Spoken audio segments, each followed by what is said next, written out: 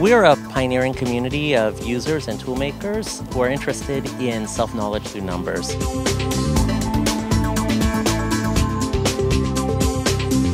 Seize the tools of information production and at least know as much about ourselves as other people know about us.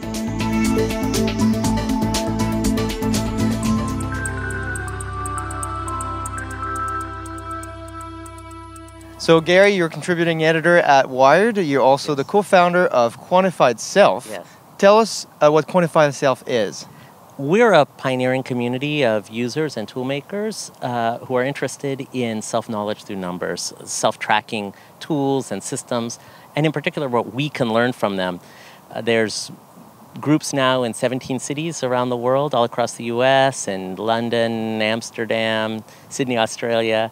And people get together and share their knowledge, and it's emerging knowledge of what these tools mean in the context of individual life. Our model really is the Homebrew Computer Club, which was a hobbyist group that was closely linked with the dawn of personal computing at a time when people didn't understand what would anybody do with a computer in their house. What a strange idea.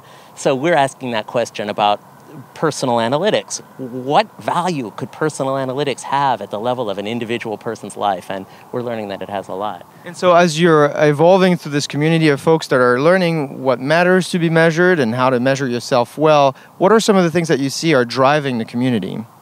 Well, we know some of the technological factors that are driving it. The small, cheap sensors like accelerometers that measure our movement, computers everywhere, ubiquitous computing. We all have computers with us all the time. The availability of processing, distributed or cloud-based processing, so that kind of heavyweight analytics are available to you through web services. These are some of the technical factors, but there's also a cultural drive. I think it's related to the knowledge that's emerging among technical people that they're being tracked anyway, that information about their behavior, their attitude, predictions about what they're going to be doing are being made. They just don't know what that information is themselves. And so there's a feeling among technical people, and I think it's spreading, that it would be good to sort of seize the tools of information production and at least know as much about ourselves as other people know about us, and maybe even more. You know, this reminds me a lot of how we are dealing with analytics inside an organization. First of all, technology is available to you. You can measure lots of different things. And I think that the barrier there is having the culture shift, or maybe the willingness of asking the questions of what is that data telling me? I know somebody else is tracking that data, and what can I do with my own data? What are some of the cool things that you see that gets you excited about the community and the future of personal analytics? What I always love seeing is people who are tracking things that I didn't know were being tracked. So we've seen some great tracking projects involving food and food composition and exercise, different kinds of behavior, location. I think I had a sense that that was going on. But sometimes I see something and I'm just absolutely blown away. The other night we had a presentation from a guy who's tracking his facial expressions. Incredible. Why would he do that? Well, it turns out that the involuntary movements of the muscles in your face are very involved with mood and emotion, and becoming more aware of those movements gives you a purchase, gives you an access point to your mood and to your emotion that you wouldn't otherwise have. And it turns out that facial recognition is already pretty widespread. It's even in gaming platforms. That's right, Kinect has that. Yeah, so that was new to me and really quite amazing. Another thing that's interesting that we're seeing is a lot of people interested in metabolic processing. So there's really highly evolved techniques of glucose measurement now, and they're used, in people who are managing their diabetes. But we're starting to see people who are interested in glucose management who are not diabetic, because it turns out that your metabolic processes, first of all, they're highly variable, and second of all, they're correlated with all kinds of a range of things associated with your health. So that's something you might want to know about. We also have there's a whole line of experimentation going on in Quantified Self now around intelligence. Seth Roberts, who's an experimental psychologist, has been showing people how to use a really simple tool involving doing 100 easy math problems in just a few minutes every day. It turns out to be very sensitive to changes in your cognitive alacrity. And once you get a baseline, you can now see the effect of doing different things in your life. on your cognitive performance. And they're making incredible experiments and even some discoveries there. So we've heard here about the technology advantages or advance, the cultural change. I think what you're talking about here is knowing what to measure accurately. Some of these ideas might sound crazy, but in the business context, sometimes we don't even know what is the right thing to measure. So you've got this whole concept here of measuring crazy things to a particular purpose. Are you finding that people are learning from things that you might not have expected they should be measuring?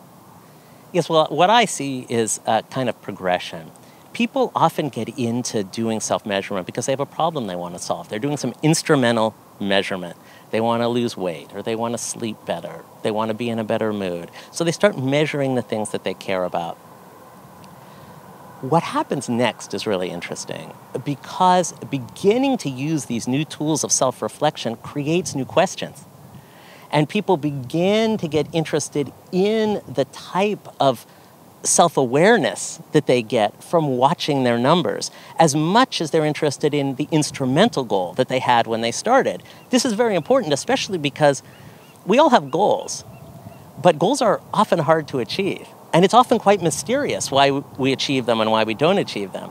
So I think what's interesting here is people attempting to discover what makes them tick, and to get into a kind of long-term relationship with themselves that is mediated by numbers. We think of self-knowledge and self-awareness as being mediated primarily by words, right? That's the inner voice that we all have. It's a voice of conscience and of consciousness, and it's made of words.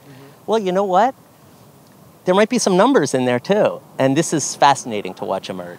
So we've talked about the technology advance, we've talked about the evolution of culture, we've talked about looking at data and learning from the data that you're collecting. But the issue that many organizations are experiencing, and I'm sure many of your users are experiencing, is collecting information across multiple places and correlating information. That's really where the value comes from. What are your findings there? There's a big discussion about that going on. On the one hand, everybody wants data collection to be easier, and you want to have some data collection going on in the background. You don't know what questions you want to ask until later, so it's helpful to have a baseline. At the same time, there's a little bit of a paradox, because information that is collected completely in the background never becomes part of your awareness. And it turns out that writing the information, putting a little bit of effort into that moment of collection, is a very powerful form of awareness. So I think this is the balance that people are trying to figure out in relation to different questions that they have. What is the proper mode of collecting data? Is it more properly collected in the background? For example, when you sleep. Well, it's really hard to have an active data collection process when you're sleeping because you're asleep. So let's have some passive data collection. In relation to mood or emotion, well, actually, that moment of checking your mood or emotion may be the most powerful factor in the quantitative process. It's that qualitative moment of data collection. So maybe an entirely background mode of collecting data about mood or emotion is not really appropriate. So these are, I'd say there's a continuum of modes of data collection, and there's a lot of active investigation about what mode is appropriate for what subject. So Gary, what you're talking about here is learning to measure the right things over time. As you're measuring things that might not have seemed logical, you're now learning as you're going. Right. And organizations are experiencing that. And, you know, if you've ever been in a situation where you are focused on measuring the outcome, what you're telling us is there might be some activities you want to be measuring that will get you closer to the outcome. And then maybe think about a specific outcome as a goal and then a learning goal over time. Right. Now, in the area of personal analytics, we often talk about privacy. What's your opinion there? Should we be worried, or is the picture getting better? I think there's a big privacy worry. I have a particular worry, which isn't to say that the other worries that you hear more about are not also worries, but my worry is a little different. Privacy. Well, there's a sense in which the value of our private information is increased when it's joined with other people's private information. Its value to me is increased. But something is happening on the way to getting to that value, because getting to that value requires more than data. It requires imagination and a kind of process of collective discovery that feeds back into data collection and leads people to collect more different kinds of data and ask different kinds of questions. We're on kind of a data-driven journey here as a society.